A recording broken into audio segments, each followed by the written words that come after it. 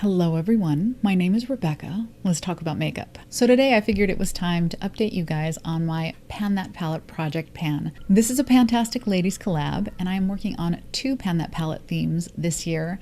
First, I am working on the fun-sized Pan That Palette theme created by Jackie Lootens, and I am also working on the Better Together companion palette theme that was created by Paula from A Beauty Guru Made Me Do It. I will link Paula and the Pantastic Ladies Facebook group in the description box below. So let's get the easy one out of the way. First, this is my fun-sized palette that I'm working on this year. This is the Tartist Pro To Go palette. As of my last update, I had used this palette a total of 31 times and I had hit 2 pans. My goal is to hit pan in all of the shades. In the 2 months since my last update, I have used it an additional 9 times. We don't have any further pan yet. I'm still working at it. I think this gold shimmer here in the bottom is probably going to be the next one to go. But yeah, these pans are small, but they are also pretty deep. So I do think I'm going to have to work a little bit harder at this one if I intend to get pan in all of the shades by the end of the year. So we don't have really any visible progress in that one, but we have plenty of progress in this one. This is my Better Together palette. It is the Dream Street, Kathleen Lights, and ColourPop collab. As of my last update, I had used this palette, 38 times, and I had hit pan in 1 shade. My goal is to hit pan in 50% of the shades in this palette. And since my last update, I have used this palette an additional 12 times, and I have hit 5 more pans. Do you see that? So this was the one that I had originally panned, was this one here. I hit that pan back in May, and these additional 5 pans all occurred within the last couple of months over that 12 uses. I feel like this 50% of the palette was just waiting. It was just ready to go.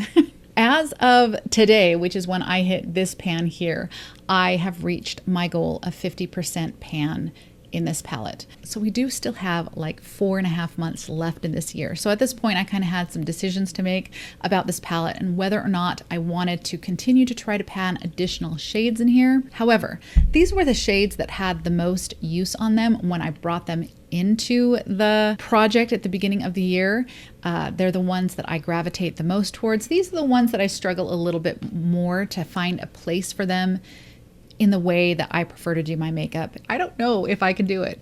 I don't know if I can get a pan in another shade before the end of the year. I think what I'm gonna do is, you see I have a decent sized dip going on in that one. I think we might be able to shoot for an additional pan in this shade here, and I'm going to try to go ahead and expand these pans. I don't know if it's realistic to attempt to finish any of these shades. I think maybe possibly I could finish this one here. That is a Super Shock.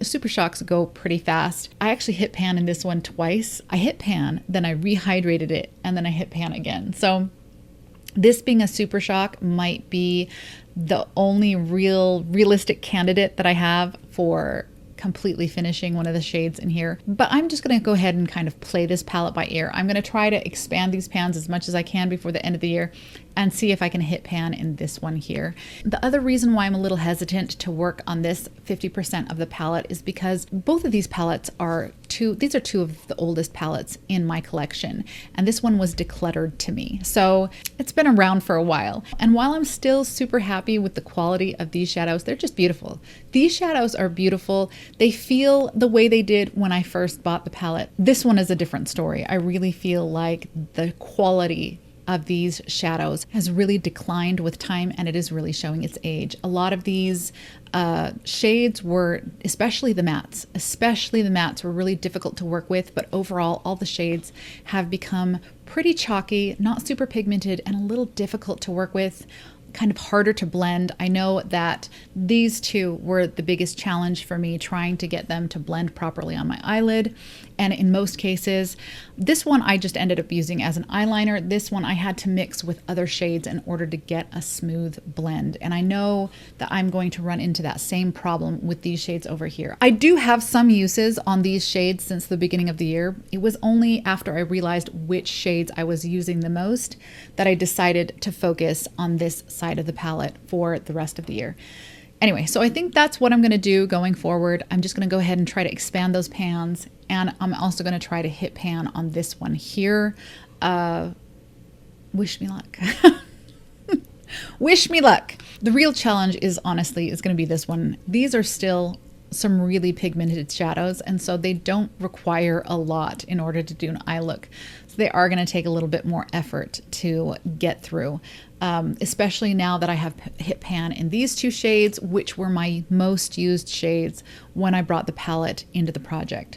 So we'll see how I go. I am so pleased with the use I have been able to get out of this palette. Had I not brought this palette into this project, I don't know if I would have pulled it out again before the end of the year. And I really do think it is going to be leaving my collection one way or the other at the end of the year. Were I to declutter it right now, I would be really happy with the use that I've gotten out of it. So that is my update for my Pan That Palette project pan. Thank you for spending this time with me, and I will see you in the next one. Bye.